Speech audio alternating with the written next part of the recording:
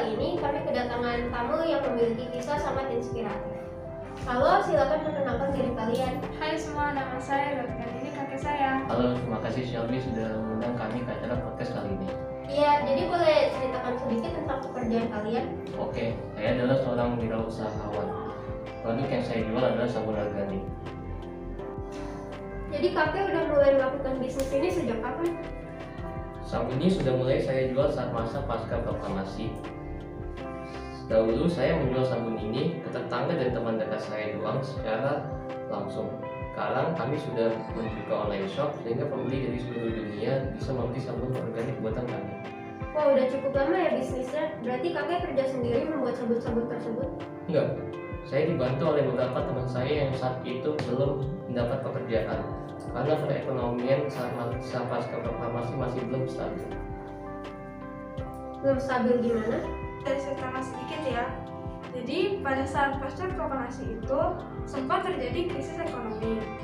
Penyebabnya adalah ada 4 mata uang yang berlaku di Indonesia, yaitu the Javash Franc, uang pemerintah Hindia Belanda, mata uang rupiah Jepang, dan mata uang beca.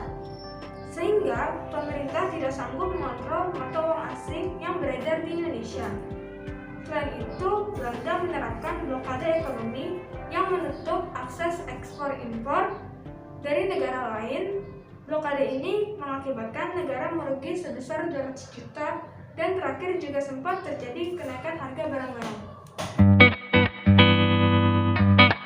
Nah, karena belum stabil, banyak dari kami belum punya pekerjaan. Sehingga saya dan beberapa teman saya mempunyai ide untuk membuka usaha sabun ini dan menjualnya dengan harga yang semestinya. Saya sangat bersyukur usaha kami dapat mendatangkan keuntungan. Wah, sangat menginspirasi ya. Bagaimana seorang kakek tetap bekerja keras dalam krisis ekonomi yang dialami saat masa pasca proklamasi Indonesia. Nah, kalau sekarang bagaimana pendapatannya?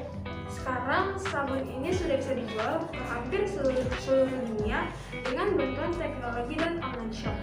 Kakek membuat sabun yang akan dijual, sedangkan saya membantu mengatur online shop dan mempromosikan sabun buatan kakek melalui sosial media.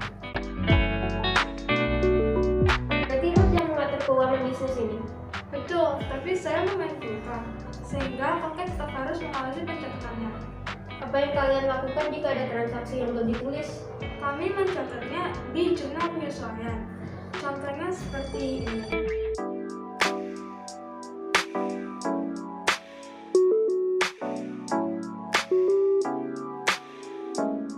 Kami mencatat total nilai persediaan barang dagang secara fisik dan dibandingkan dengan nilai buku.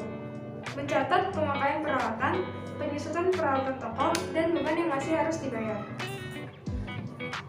Manfaatnya adalah untuk mendapatkan saldo akun yang akurat supaya laporan keuangan benar dan menunjukkan realitas yang sebenarnya.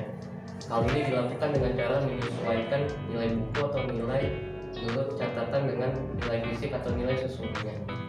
Berarti jurnal penyesuaian dibuat sebelum laporan keuangan? Betul sekali. Sekarang saya mau nanya, apa bedanya sabun organik yang dibuat kakek dengan sabun biasa? Sabun organik buatan saya tidak menggunakan bahan kimia, melainkan menggunakan bahan organik seperti minyak-minyak. Manfaatnya bagi lingkungan adalah limbah sabun yang dihasilkan tidak akan mencemari lingkungan sekitar karena bebas dari kandungan bahan kimia yang tinggi, dan limbah yang dihasilkan tetap terurai. Tidak halnya jika menggunakan sabun biasa. Limbah sabun kimia dapat mencemari air dan merangsang pertumbuhan alga dan fitoplankton. Keadaan ini akan memicu pertumbuhan alga yang berlebihan dan mengancam kehidupan organisme yang lain. Apakah ada perbedaan pada kulit jika kita menggunakan sabun organik itu? Sabun organik aman untuk semua jenis kulit, bisa untuk kulit kering atau bahkan untuk kulit sensitif. Sabun ini juga dapat membuat kulit menjadi lembut karena mengandung berbagai oil. Wah, ternyata banyak ya manfaatnya. Ya, itulah sebabnya sabun organik lebih bagus daripada sabun berbahan kimia. Saya juga menyadari ternyata pekerjaan Anda ini termasuk socio-ekopreneur juga ya? Iya, mungkin masih jarang didengar ya istilah itu. Proses pembuatan sabun organik ini gimana? Apa saja bahan yang kalian gunakan? Semua sabun buatan kami bersifat organik, menggunakan bahan-bahan yang ramah lingkungan. Langkah-langkah membuat sabun bestseller kita ini yaitu rasa kopi adalah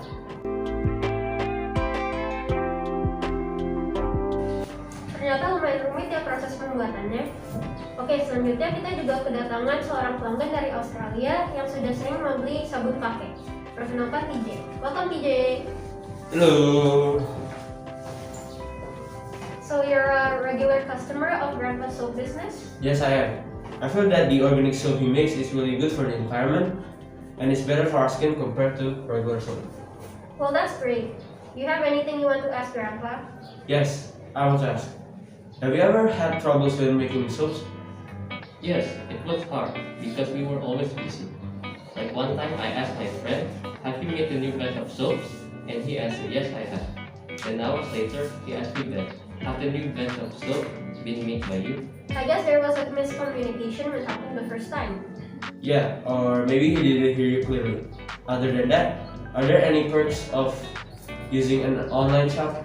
Of course, online shops makes it easier to send packages and communicate. I can easily text customer, I have delivered the package, and the customer will answer the package has been delivered. It's easier compared to when we had to send everything directly to their house. Oh yeah, this reminds me, the new batch of orders will be made tomorrow morning. So don't forget to order today. Alright, I think that's all the time we have for today. Terima kasih Kakek, Ruth, dan TJ sudah datang di episode podcast kali ini.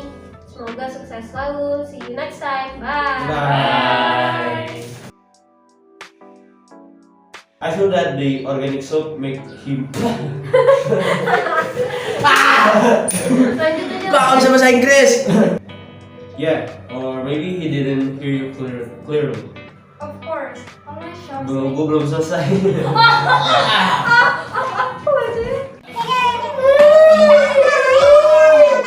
Semoga sukses selalu. See you next time. Bye. Bye.